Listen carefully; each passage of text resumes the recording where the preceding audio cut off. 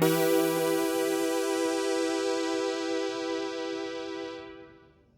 get that out of the way, don't let the house explode. Okay. Gonna wait for a few minutes. Bake. Okay. Oh, hello there. You just caught me baking cookies. Pansy.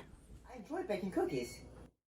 A real man doesn't bake cookies. He has someone bake them for him. Well, actually, You know what grinds my gears? That men are too sensitive anymore. I mean, what has happened to this world? I mean, last week, I was just browsing the internet and I saw that in a reboot for Muppet Babies, which, I didn't even know there was a reboot. Apparently, Gonzo wears a dress and they call him, wait for it, Gonzarello. Who does that? I'm rather uncomfortable. Can I just bake my cookies? Sure, whatever, Pansy. Oh, while we're waiting for these cookies to bake, why don't we talk about a movie? Today's movie is Beast from the Haunted Cave. Let's jump right into it. Greetings and salutations. How's everybody doing? So, like we just said, today's video is on The Beast from the Haunted Cave. So the film was directed by Monte Hellman.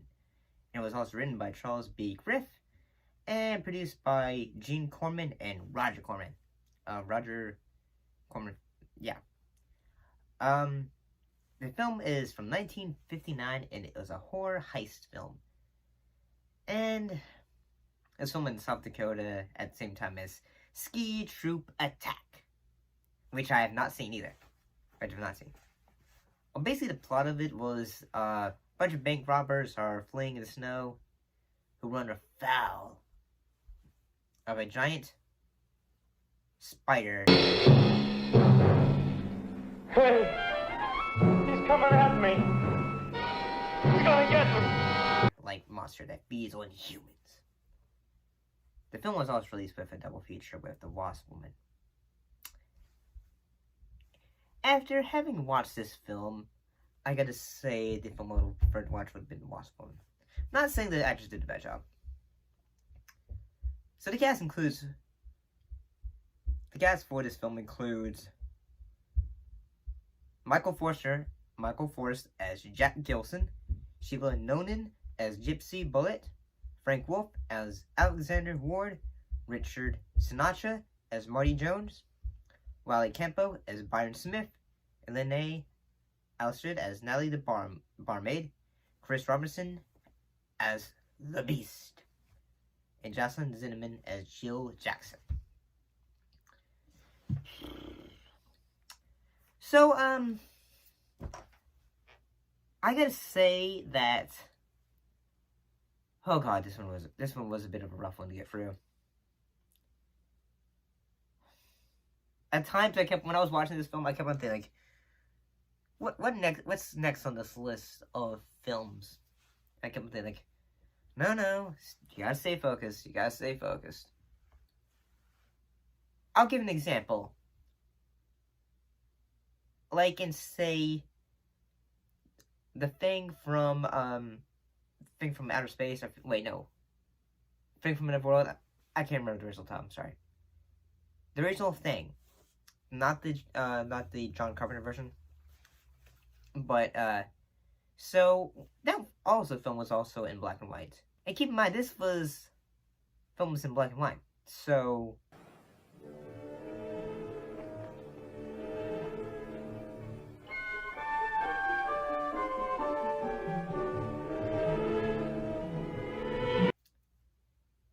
and I will say, it's good at times that we don't always see the monster. But when we do see him, hey, he kind of looks alright.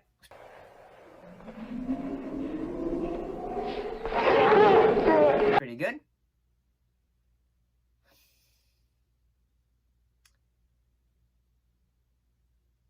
I mean, and I will say that, you know what, having the idea of a heist film and mashing up with a monster movie. That seems pretty cool. Like, you cause some stuff, and then the monster goes like, mm-mm, mm-mm. You're not getting out here. You...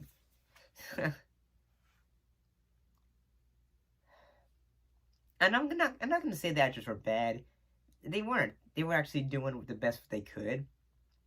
At times it seemed like they were having fun with this whole schlocky the script that they had with it. So, I mean, I'll give them props for that. One scene, while I'll say, okay, during the time period, okay, yeah. But one thing I'm surprised with this scene, I'm surprised no one said, like, cancel this movie. But one thing I will say is, the couple, yeah, this would have been an example of what's known as toxic. You know how much trouble I've had from this broad.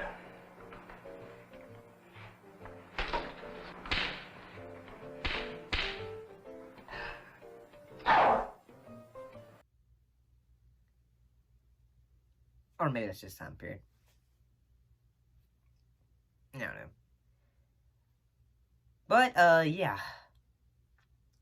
So at times what will happen is in the film, the monster will show up, attack someone, and then the character will say, I don't know what it was, and then suddenly, the monster come back.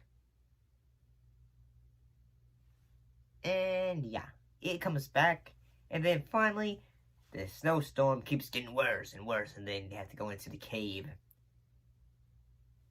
They get strung into cocoons.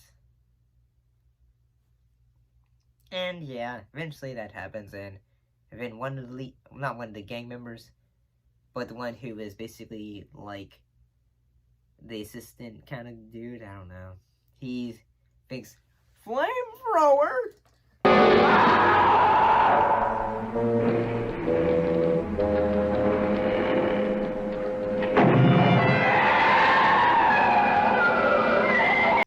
And then yeah, that happens, and then and once he dies, the monster dies too. And then both the main character and the main girl, they get out, and they survive. So yeah, that's good. That's always good. I'm gonna be honest. This film was kind of...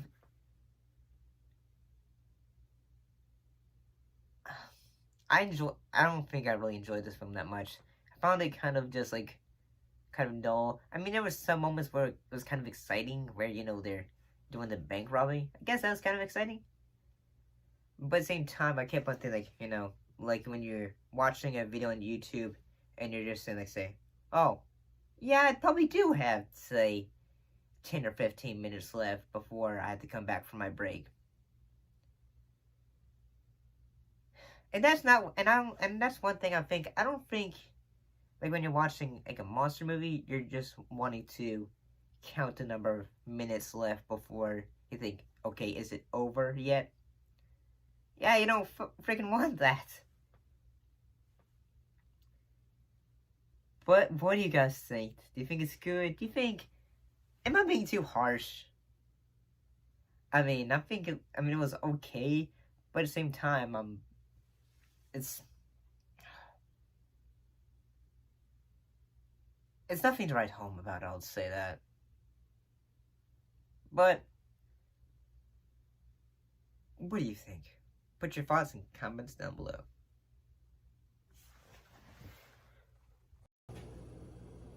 Well, cookies are done, and I put them in the closet. Well, these were kind of harsh, and I thought, well, they kind of made me uncomfortable too, so, yeah. Well, good night, everybody.